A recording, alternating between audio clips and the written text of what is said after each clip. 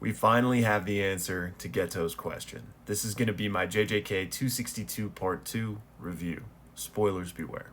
Now, before we dive in, quick recap. This was a short chapter, but really because it was only half a chapter, right? And essentially what we get is the continuation of this Sukuna Yuta battle, where Yuta is struggling to control Gojo's body, but ultimately, thanks to Inumaki, sets up the perfect opportunity to use Hollow Purple. And that's the cliffhanger that we're left on.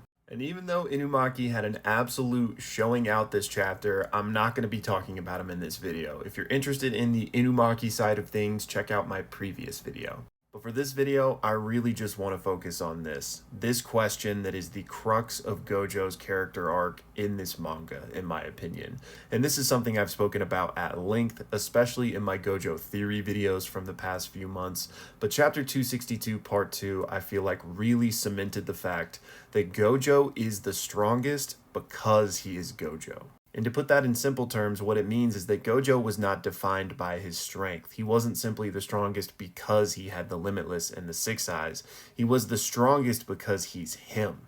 Because the main through line of this chapter was how much Yuta is struggling with Gojo's body. And you gotta remember that Yuta is no slouch. He is the most prodigious sorcerer since Gojo himself, right? Having twice the amount of cursed energy, having mastered RCT basically on innate talent alone. If anyone was able to pilot that body, it's probably going to be Yuta, and even he is stumbling over his feet. And I'm not just talking about the awkwardness of having longer limbs, because that would trip up anybody. But no, it goes beyond that. Gege hammers this point over and over. It's way more sensitive than I thought. I need way more time to master it. I understand why you need the Six Eyes to use this thing. And even Sukuna himself comments on how troublesome a technique Limitless is, saying it looks like he has no clue how to handle this. And all of this is, of course, brought full circle by Yuta himself, who, as he's struggling to control these abilities, thinks back to Gojo saying, "I'll be fine. I'm the strongest after all." And Yuta wonders, just what did you do to reach such a level? Gege is showing us that he was the strongest because he was Gojo.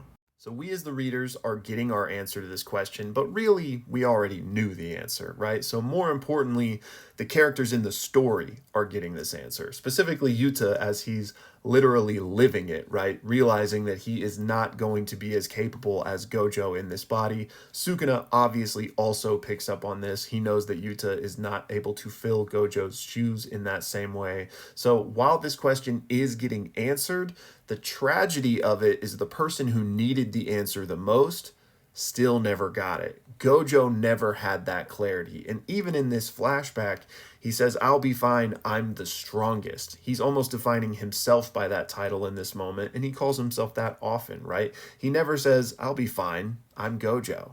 I think all of these elements are tying together rather nicely and can kind of let us know what's going to happen with this final element. Yes, it was extremely hype. We have this Hollow Purple going off, but we know ultimately this isn't going to spell the end for Sukuna, and the proof might be right there in front of us, because Yuta is not Gojo. He may not be able to do this the same way Gojo can. So whatever shape that actually takes, whether the Hollow Purple gets canceled, whether it hits but it's just not as effective, whatever it is, Yuta's not Gojo, so he's not going to be able to get it done here. And what I'm hoping for, but I don't think we have to have, because I do think it could just be one of the tragic elements of JJK, that we and everybody else knows the answer, that Gojo is the strongest because he's Gojo. Maybe Gojo never does find that out. But maybe he can get a glimpse of it, because again, if this fails, then maybe we have the room for the Gojo clarity moment. Similar to how Geto started choking Kenjaku, maybe there can be a brief moment of agency where Gojo helps his students one last time. And if there is any element of him that is still in there witnessing this, then he may discover that answer for himself as well.